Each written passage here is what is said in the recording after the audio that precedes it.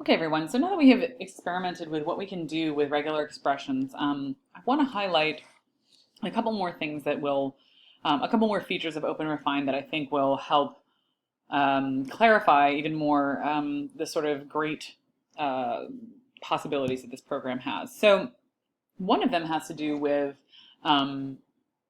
actually with this idea of creating facets and regular expressions. So again, let's say that my goal was actually to understand how many, again, arbitrarily at this point, right? But let's say my goal was to understand how many trips have been taken in the month of September from a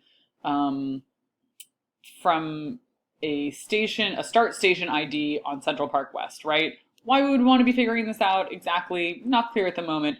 But again, just to clarify the ways that this can be done. So what I want to draw your attention to here, I've successfully done this on my data set. And what I want to draw your attention to here is a couple of different things that all have relevance in this sense. So the first is I want to draw your attention to this. I'm going to remove the filter for the house CPW, right? So it's 1,647 out of my 100,000 rows. I want to look at this undo redo tab. So you may have noticed this changing or not changing as we were working with our data. But what this is actually what we would often call a macro. If you were doing this in Excel, you call it a macro. Basically what this is doing is it's recording every meaningful action. And by meaningful, I mean actually changing the data. So a facet doesn't change the data, right? All it does is show us a different view of it. But when I do something like create a column, when I do a mass edit, that's actually changing my data set. Every time I do one of those actions, it gets automatically recorded in this undo redo tab. Now, right now we're looking at it in the sort of more human readable version. And what I'm doing when I click, it was on number 2, when I click back to number 1, what it was doing was actually undoing that step, right? So one of the other great things is that as you're going through things, if you do something you didn't mean to do, you can actually literally flip to this tab and step back in your activities. If I wanted to, this is the mass edit of the CPW, Central Park W to Central Park West. I could actually get back to my original data set as I loaded it. Even more importantly, though, here is this extract apply option. So if I choose extract, I get something in my right hand window pane here that hopefully looks pretty familiar because it is JSON. So OpenRefine generates a JSON version of the meaningful actions that you've taken. And this is actually pretty human readable itself as well. The structure here is determined by OpenRefine. They've decided to do it this way, whatever this, this is meaningful for the program. But we can still read this pretty well and say, oh, okay, the operation is mass edit. And this is actually given a written description. It's what obviously appears in the left-hand column here. Mass edit cells in column start station. It says expression value, so it's saying I'm doing this on the data contained in those cells. The column name that I chose was the start station name. And then I'm changing it from Central Park W and West 96th Street to Central Park West and West 96th Street. The second one is going to actually show in expression here. You see it says grel, that's for the Google regular expression language, is not null value match. So that's actually the value that I had there, okay? So why is this valuable? Well, for one, if for some reason you should forget to write down what you did, then this is theoretically a way of getting it back, although I wouldn't recommend it as a standard procedure. But more importantly, I can actually copy this out, and I'm going to do that. I'm going to create a new text edit file. So I'm just going to do that. Hopefully I'll create a new text edit file. Yes, I would like to go to text edit, please. I tell you, they theoretically improve these things. All right, that was not very useful. Okay, here we go. New text edit file, finally. So again, I'm using the Shift Apple T in this case on the Mac. Well, it's obviously on the Mac. To save that. So now I'm going to convert it to plain text. I pasted my JSON in, and now I'm going to say find CPW. Okay. Actually, I might as well make this .json, right? Because it's a JSON file. Okay. So it's complaining that I want to use JSON instead of text, which is fine because JSON is just a text format. And it's more helpful for me to have it labeled JSON, right? To have the extension labeled JSON. So what's the significance to this? Well, okay, again, it's another backup, but let's say that I wanted to do the second 200,000 rows. So I want to create a new project. I'm going to go ahead and choose my data file, which is still this very large file. But in this case, I'm going to use the options in OpenRefine, and I'm going to open the data from the 100,001th row, 100,001st row, and then I'm going to take the next 100,000. And obviously my objective with this is that if I wanted to parse the entire data set over time, truthfully, I could probably be loading as many as 500,000 or 1,000,000 rows, but I'm just doing this sort of for sanity's sake right here. So I can say discard initial, right? And I'm going to say 100,000 because that's the number I already loaded. Okay. And then it says load at most, right? And so I'm going to say load at most another 100,000 rows of data. Okay. So what this should do is this should be the next 100,000. The nice thing is that it's always going to parse the first line as my column headers as long as I have this checked. And so again, this is a way that I can get through a larger data file without overloading my computer. Again, I could be doing more than 100,000 here. So I'm just going to say city bike data second 100, right? And create project.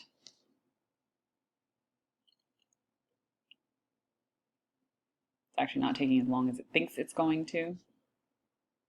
But here's the real trick. Let's say I wanted to apply that analysis again. I can come over to undo redo. I can choose apply. And then I can just paste that JSON in and say perform operations. And okay, not quite as quickly as snapping my fingers, but like a few seconds. Hopefully. In a few seconds, it's going to have performed those operations for me again, without my having to do it manually, right? So I have done this in the past with very arduous, in the cases of very arduous calculations that need to be performed, things that need a lot of detail. Once you have that JSON extracted, you can use it over and over and over again, right? So even though it's pretty quick to do the things that we were doing, it's even faster to just apply it automatically.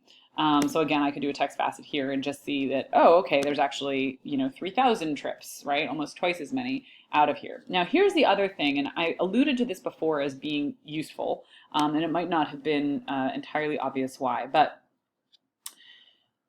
any of you who've worked in Excel for any amount of time know that if you do something in Excel like you hide rows, right? Or you filter rows, but then you go to save the file. It does not save, or you want it to say export it, right? Like you're like, oh, I have these great filters and I just want to export the filtered data. Microsoft Excel doesn't really do that. OpenRefine, however, does, which is actually really great. So what it means is that if I wanted to progressively cull a large set of data for some smaller subset, like my Central Park West example, I can do this very easily by just selecting the ones that have the value that's of interest to me. So in this case, the ones that have my has CPW value as true, and I can go to export. And now I can choose how I want to export this. I can export it as an Excel file, as a comma-separated value file. So I could just go ahead and it's going to save this as a CSV. I believe it's going to be adjacent to the original data set that I had. Nope, it's probably in my downloads folder actually. So depending on how your browser is set up, you will experience that differently. But if I do this as comma-separated value, it's actually hidden by my recording device here. But here we go. I can show it in Finder, and I'm pretty sure it's in downloads. So if you have if downloads automatically ask for you where they should go, then that will happen here. I have them set to the downloads folder. But I could do that with both sets of data, and I could just make my way through this entire file until I've compiled a set of CSVs that have all of the trips taken in the month of September that started on a station on Central Park West. So again, that in itself as an example is relatively trivial, but I think very quickly as you move into your final projects, you'll start to see how using these kinds of analyses can be really, really valuable for kind of parsing and slicing and dicing this data to try to come up with story angles to try find things to report out. And in general, this is how we want to approach it. The final thing that there's a couple last things that I want to show, one of which I think this should work if I do a numeric facet. Oh, so this doesn't interpret this as a number. So one thing here is that we know that something is a number if it is green. So if you see, for example, or sorry, not that it's a number if it's green. If it's green, I guess it's Boolean. What I'm going to do is I'm going to try to edit column. Let's try to common transforms. Okay, here we go. Common transforms, and I'm going to say to number. This is I'm doing with gender. Okay, yeah, so green basically just means not a string. I'm going to do the same thing, edit cells here, and I'm going to say, actually, I'm going to leave these. I'm going to leave birth here, and I'm going to do a text facet on it. Whoa, 1885. That seems unlikely. Apparently, there's some people who say they were born in 1885. 1886, 1888, 1900. There are some very interesting city bike users out there, apparently. Let me try this, actually. Let's do a numeric facet on gender. So gender only has 3 possible values. What I wanted to highlight with this is that if you have a number, you can do a numeric facet, and hopefully you will see what this resembles, which is a histogram. In this case, don't pay too much attention to the x-axis here, and unfortunately there's no way to scale this. But what you see is that there seems to be a dominance of the value 1, which I believe is male. We could actually go back and check that here, because they have described the data format here, and yep, 1 is male and 2 is female. So we could have actually just faceted on that, but I wanted you to get a sense that there is this way to do a distribution. We might be able to do this as well on birth year. Let's give it a shot by editing the cells, doing common transform to number. Okay, you see my undo redo history here is changing, right? So if I wanted to undo this, I absolutely could.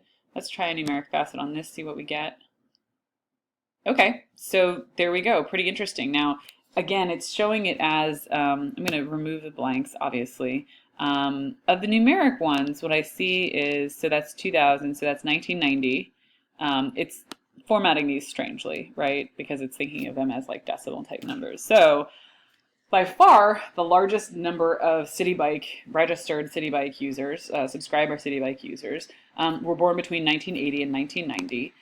We see that it is a skewed distribution, which makes sense because we don't expect people below a certain age to actually even be able to ride a bike, and there's probably a cutoff to be able to sign up.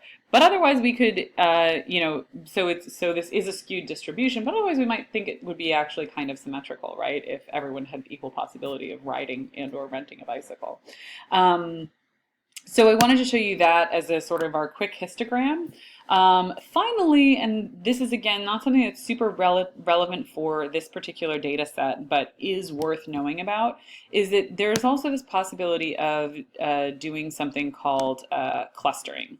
So I'm going to go ahead and just do a text facet on start station name. And you'll see this option here, cluster. Now, again, this isn't going to be much use to us here, but for example, if you have misspellings, metaphone is particularly useful. If you have a data set in which there's a commonly used word that is misspelled or it is spelled multiple ways, what this can do is actually help you cluster together things that are probably the same word, but have slightly different spellings. So this is just something to know about, that you can merge and recluster on those. It's a way to do mass editing and discover things that sound like one another. So that is it for now. If you have any questions, I look forward to taking them, and you will of course have your own OpenRefine exercises to do for next week.